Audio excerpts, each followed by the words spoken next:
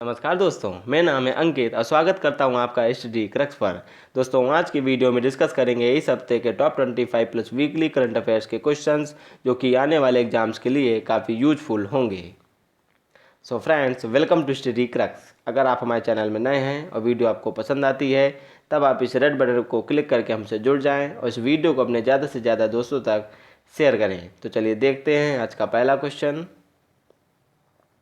तो आज का पहला क्वेश्चन है, आईपीएल नीलामी के इतिहास में कौन सा क्रिकेटर सबसे अधिक धनराशि यानी कि 16 करोड़ 25 लाख रुपए में बिका है। तो यहाँ पे इसका राइट आंसर है ऑप्शन बी, क्रिस मॉरिस। दक्षिण अफ्रीका के शानदार क्रिकेटर हैं क्रिस मॉरिस, जिन्हें पिछले दिनों राजस्थान रॉयल्स ने एक बड़ी धनराशि देकर 16 करोड़ 25 लाख रुपए देकर अपने टीम में शामिल किया है। इस प्रकार क्रिस मॉरिस आईपीएल नीलामी के इतिहास में सबसे महंगे क्रिकेटर साबित हुए हैं, जो कि अब राजस्थान रॉयल्स के लिए खेलते हुए नजर आएंगे। देखते हैं नेक्स्ट क्वेश्चन। अगला प्रश्न है, टोक्यो 2020 ओलंपिक संचालन समिति के अध्यक्ष कौन नियुक्त हुए हैं। तो यहाँ पे इसका सही जवाब है ऑप्शन ए, सेइके हाशिमोतो। ये दोस्तों सेइके हाशिमोतो, जो कि जापानी प्रधानमंत्री योशिहिदे सुगा की कैबिनेट में ओलंपिक मंत्री हैं। साथ ही ये ओलंपिक एथलीट भी रह चुकी हैं, जिन्होंने 1988, 1992 और 1996 के ओलंपिक में जापान को रिप्रेजेंट किया था। इन्हें पिछले दिनों ओलंपिक संचालन समिति के अध्यक्ष के रूप में भी नियुक्ति प्रदान की गई है। अब इनका मुख्य कार्य इस साल आयोजित होने वाले टोक्यो ओलंपिक का सफलतापूर्वक आयोजन करना होगा। देखते हैं नेक्स्ट क्वेश्चन।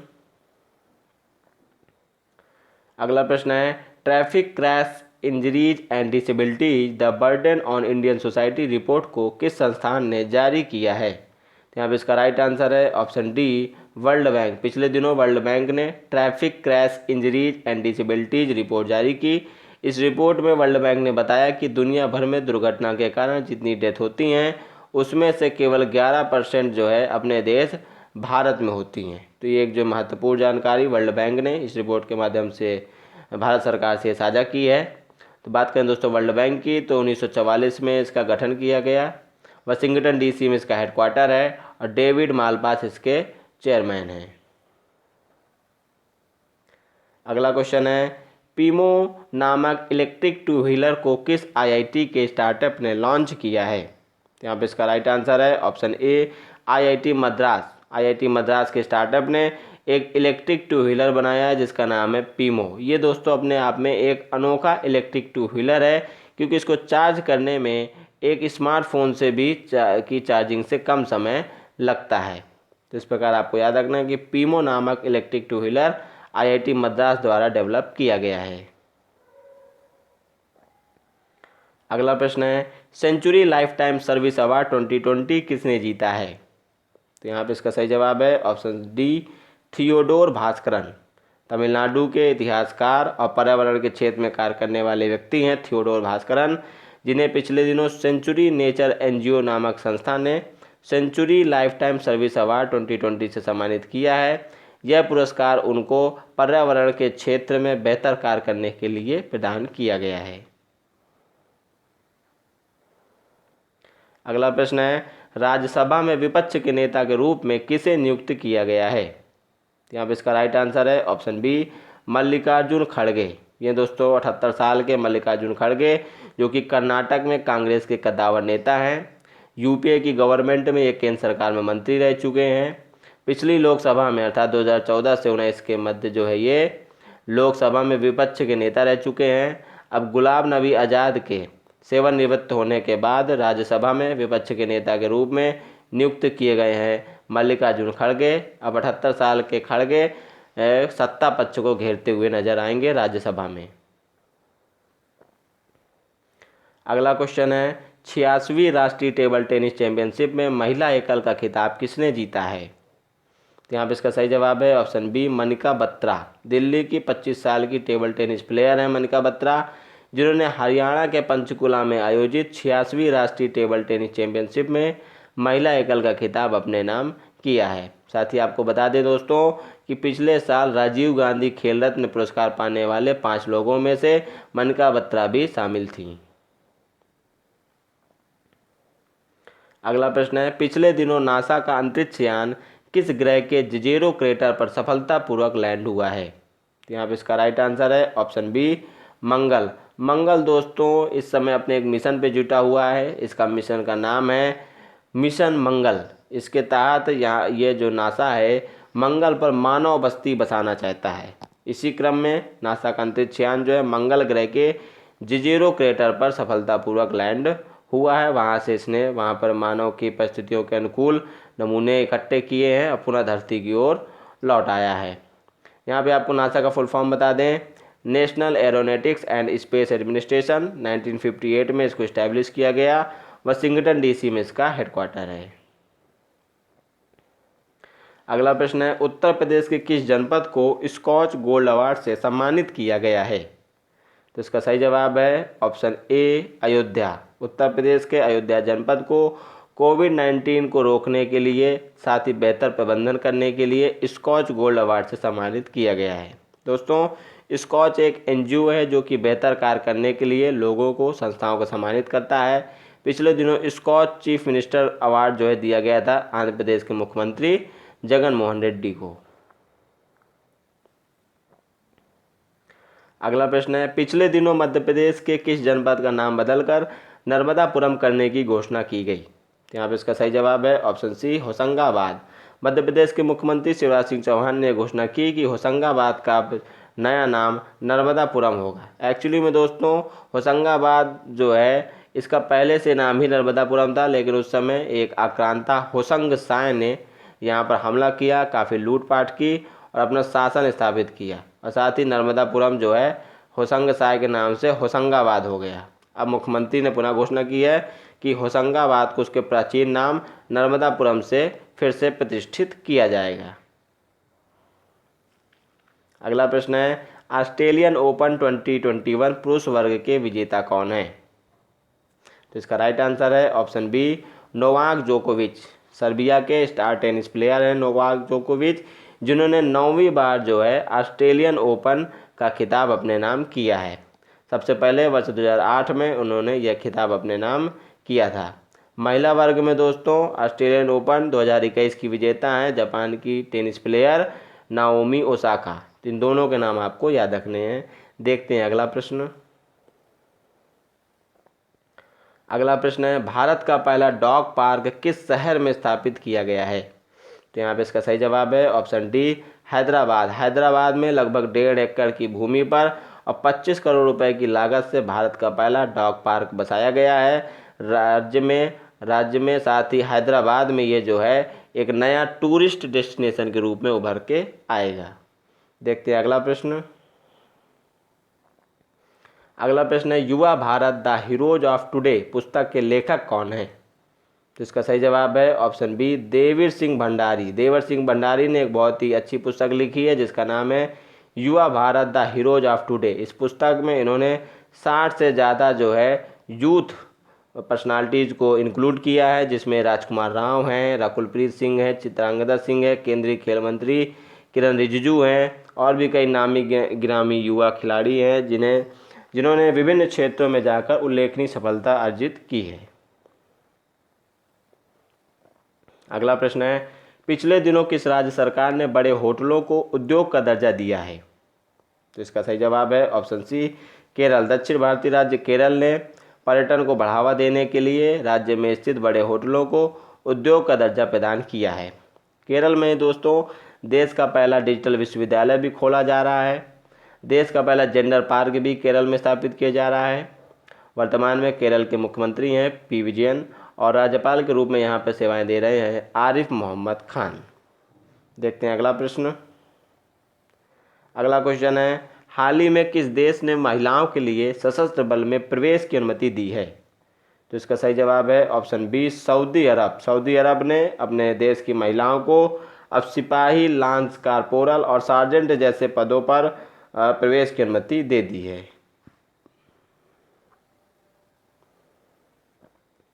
नेक्स्ट क्वेश्चन है, किस राज्य के मुख्यमंत्री ने ग्रामीण इलाकों में बेहतर स्वास्थ्य सुविधा उपलब्ध कराने के लिए वंडर ऐप को लॉन्च किया है? तो यहाँ पे इसका सही जवाब है ऑप्शन ए, बिहार के मुख्यमंत्री नीतीश कुमार ने राज्य की लचर स्वास्थ्य व्यवस्था को सुधारने के लिए वंडर ऐप को लॉन्च किया है।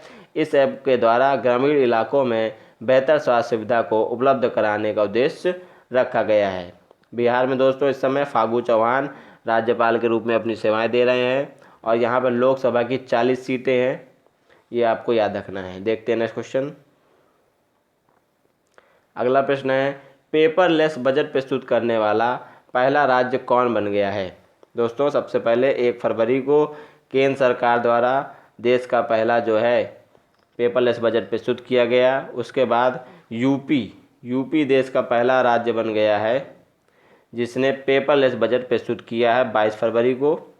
राज्य के वित्त मंत्री सुरेश खन्ना ने 5.5 लाख करोड़ की लागत से ये बजट पेश किया, जिसमें राज्य में कई कल्याणकारी योजनाओं को आगे बढ़ाने का लक्ष्य रखा गया है। इस प्रकार उत्तर प्रदेश देश का पहला ऐसा राज्य बन गया है जहां पर पेपरलेस बजट प्रस्तुत किया गया है, जिससे कारण कोविड-19 के संक्रमण को कम किया जा सके।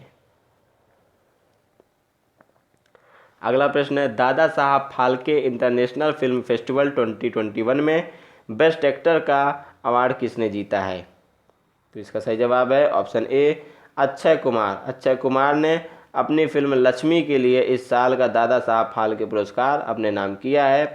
फीमेल कैटेगरी में बेस्ट एक्टर का अवार्ड दीपिका पादुकोण को प्रदान किया गया है उनकी फिल्म छपाक के लिए, जो कि एसिड पीड़िता की भूमिका में जिसमें वो नज़र आई थी। साथ ही आपको बता दें कि बेस्ट वेब सीरीज़ की कैटेगरी में जो है स्कैम 1992 को इस अवार्ड दिया गया है, जो कि हर्षद मेहता कांड से संबंधित है। अगला प्रश्न है, H5N8 बर्ड फ्लू से इंसानों के संक्रमित होने का विश्व का पहला मामला किस देश से आया है? तो इसका सही जवाब है ऑप्शन डी रूस में दोस्तों H5N8 बर्ड फ्लू से इंसानों के संक्रमित होने का विश्व का पहला मामला सामने आ रहा है, जो कि एक बहुत ही निराशावादी खबर है, क्योंकि अभी पूरा विश्व कोविड से तो निजात अभी पाया ही नहीं है। अब ये नया बर्ड फ्लू आ जाएगा तो इंसान का दुनिया में रहना दूभर हो जाएगा। रूस से दोस्तों आपको मैं स्पुतनिक वैक्सीन याद आती है। कोविड-19 की पहली वैक्सीन विकसित करने वाला रूस पहला देश था। अगला प्रश्न है, नाव के जरिए 70 दिन में अटलांटिक महासागर पार करने वाली दुनिया की सबसे युवा महिला कौन बनी है? तो इसका सही जवाब है option B Jasmine Harrison. Britain की जैस्मिन हैरिसन नाव के जरिए 70 दिन में अटलांटिक महासागर पार करने वाली दुनिया की सबसे युवा महिला बन गई हैं। उन्होंने इस सफ़र को बेहद ही रोमांचकारी और आनंदपूर्वक बताया है। अगला प्रश्न है, निर्यात संगठन federation of Indian export organisation यानी FIEO के नए अध्यक्ष कौन बने हैं? तो इसका सही जवाब है option C doctor A Sakthivel. ये डॉक्टर ए शक्तिवेल जो कि 1965 में गठित FIEO के नए प्रेसिडेंट होंगे, जो कि इसके मुख्यालय दिल्ली में रहकर इस संगठन की बागडोर संभालेंगे। तो इनका मुख्य कार्य भारत के निर्यात सेक्टर को बढ़ावा देना होगा। अगला प्रश्न है, किस देश ने गिद्धों के लिए विषैली दवा केटोप्रोफेन पर प्रतिबंध लगा दिया है? तो इसका सही जवाब है ऑप्शन ए बांग्लादेश। पड़ोसी देश बांग्लादेश ने गिद्धों के लिए प्राणघातक और विषैली दवा केटोप्रोफेन पर पूरी तरीके से प्रतिबंध लगा दिया है। ये जो केटोप्रोफेन दवा है दोस्तों मवेशियों के इलाज के लिए प्रयोग में लाई जाती है, लेकिन गिद्धों के लिए ये जानलेवा होती है। तो गिद्धों की घटती संख्या को देखते हुए बांग्लादेश ने केटोप्रोफेन पर पूरी तरीके से प्रतिबंध लगा दिया है।